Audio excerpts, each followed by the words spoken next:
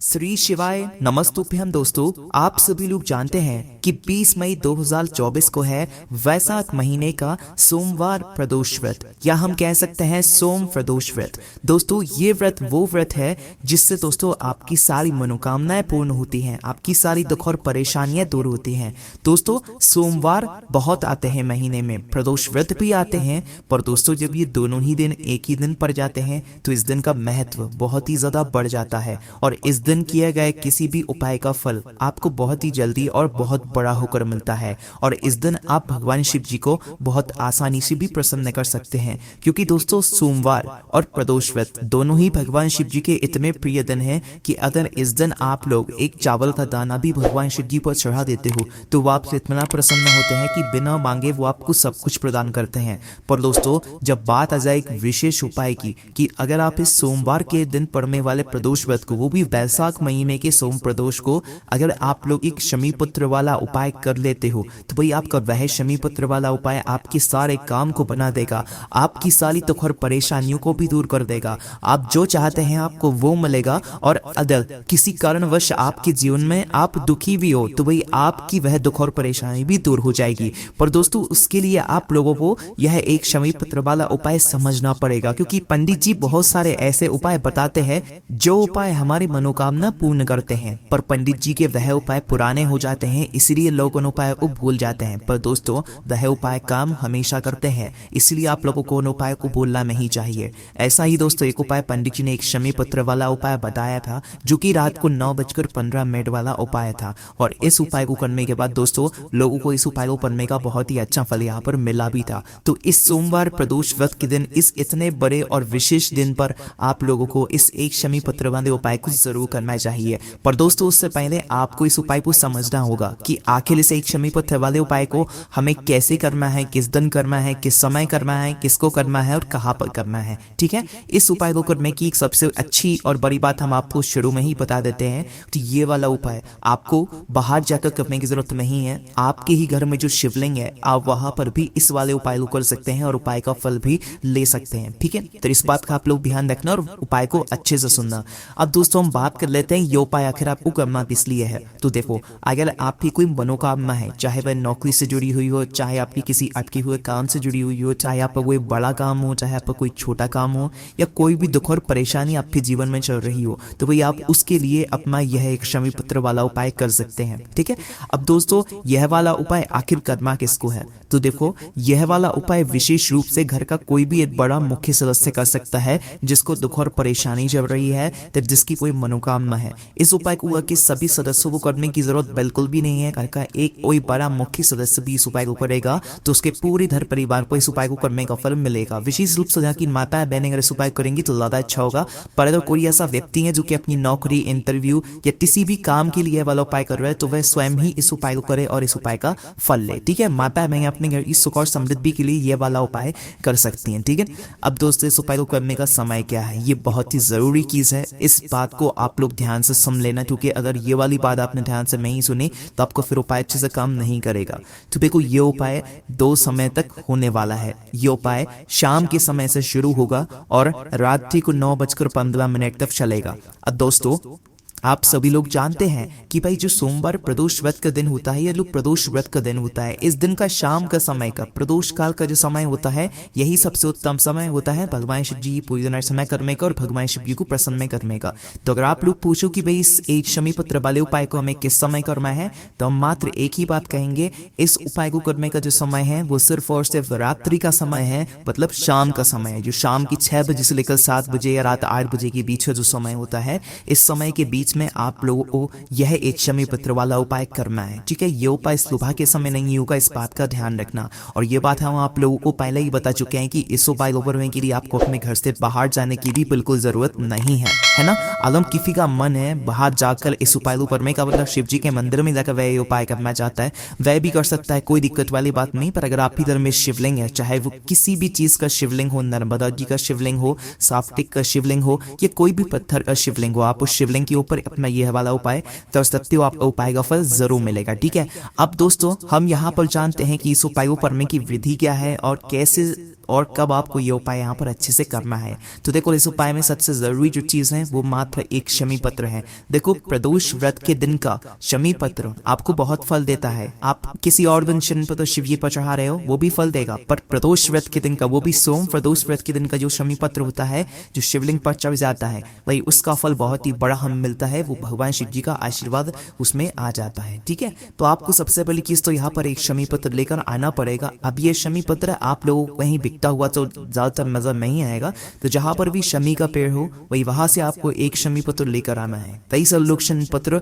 पहचानने में गलती भी कर देते हैं, इसीलिए आप लोग किसी से पूछ कर अच्छे से जांच कर ही उस शमी पत्र को लेकर आना। मात्र एक ही शमी पत्र की आपको यहाँ पर आवश्यकता पड़ेगी। अब आप ऐसा मत करना कि शाम के समय उपाय करना है तो बिल्कुल शाम के समय आप लोग शमी पत्र लेकर आओ, है ना। तो आपको क्या करना है कि भाई शाम होने से कुछ समय पहले आप शमी पत्र लेकर आ लेना। शाम होने से पहले ही लेकर आए या सुबह सुबह तोड़कर रख लेना, कोई दिक्कत वाली बात नहीं है ना। सुबह तोड़कर रख लेना, उसे अच्छे से रख देना और शाम के समय आप लोग अपना ये वाला उपाय कर लेना। ठीक है, तो अब देखो दोस्तों ये वाला उपाय 2 समय पर होगा, एक तो शाम का समय और एक रात 9:15 पर ये उपाय पूरा होगा। ठीक है, तो करना क्या है, आपके पास शमी पत्र तैयार है, हाथ मुंह धो लीजिएगा। क्योंकि शाम के समय आप स्नान नहीं कर सकते ज्यादातर, तो भाई शाम के समय स्नान नहीं भी करेंगे तो आप चल जाएंगे, कोई दिक्कत वाली बात नहीं। बस शुद्धता का ध्यान रखना उपाय को करते समय।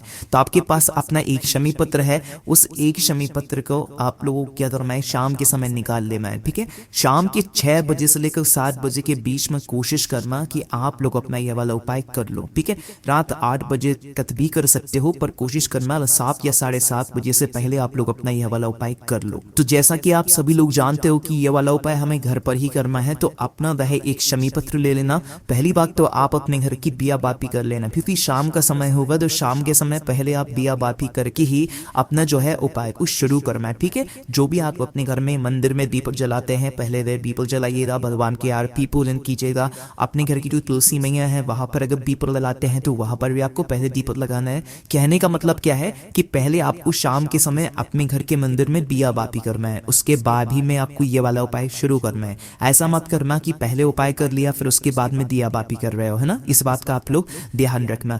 तो अब आपको करना क्या है कि भाई आप लोगों की पूजन अर्चना हो गई है, अब उसके बाद में आप अपना एक शमी पत्र लेकर कहां पर बैठ जाओ, अपने घर के मंदिर में, यहाँ पर आप तो शिवलिंग विराजित हो, छोटा सा जो शिवलिंग होता है वो विराजित हो। अब यहीं पर दोस्तों हम आपको एक बहुत ही अच्छी बात बता देते हैं कि आपके घर में जितना छोटा शिवलिंग होता है ना, वो आपको उतना ही बड़ा फल प्रदान करता है। आप ऐसा मत सोचा करो कि हमारे घर में जितना बड़ा शिवलिंग होगा उतना बड़ा हमें फल मिलेगा, ऐसी बात नहीं है। पंडित जी खुद कहते हैं कि भाई आप इधर में जितना छोटा शिवलिंग होता है उतना ही बड़ा आपको यहाँ पर फल देखने को मिलता है। तो आपके घर में जो शिवलिंग हो उस शिवलिंग के पास में आप लोग अपना बैठ जाना। ठीक है, और बैठने के बाद क्या करना है, दिया बाती आपकी हो ही गई है, आपको माता अपना एक शमी पत्र निकालना है। उस शमी पत्र को अपने घर की जो शिवलिंग होगा उस शिवलिंग के ऊपर चढ़ाना है। ठीक है, हो सकता है कि भाई आपका नए शमी पत्र का पत्ता बहुत बड़ा हो, तो भाई हो सकता है आप कैसे भी करके आप मात्र अपने उस एक शमी पत्र को आपकी ही घर की जो शिव जी हैं उसकी शिवलिंग के ऊपर आप लोग चढ़ा दो, समर्पित कर दो, है ना। और समर्पित करने के बाद 2 मिनट वहीं पर हाथ जोड़कर श्री शिवाय नमस्तुभ्यम का जाप करो, या किसी भी भगवान शिव जी के एक मंत्र का आप लोग जाप करो।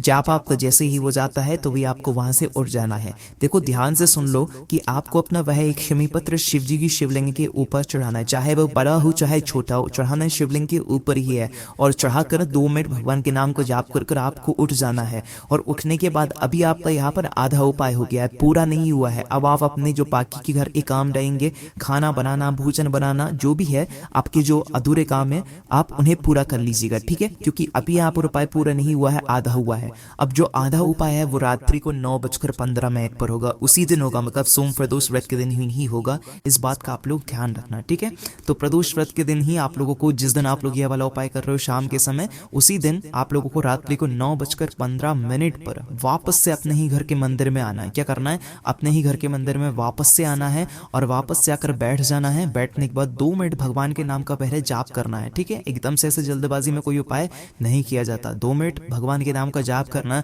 और जाप करने के बाद आपने जो शमी पत्र अभी शाम के समय चढ़ाया हुआ था, जो आपके घर के शिवलिंग के ऊपर चढ़ाया हुआ था, भाई उस शिवलिंग के ऊपर से आप अपना वह शमी पत्र उठा लो, भगवान से आशीर्वाद स्वरूप मांग कर, है ना, भगवान का आशीर्वाद स्वरूप समझकर अपना वह शमी पत्र शिवलिंग के ऊपर से उठा लो। और उसे उठाकर किसी भी एक कटोरी में रख लो, किसी भी एक पात्र में रख लो, जो भी एक आपके पास अच्छी सी चीज़ हो उसके अंदर इसे सुरक्षित रख लो, ठीक है।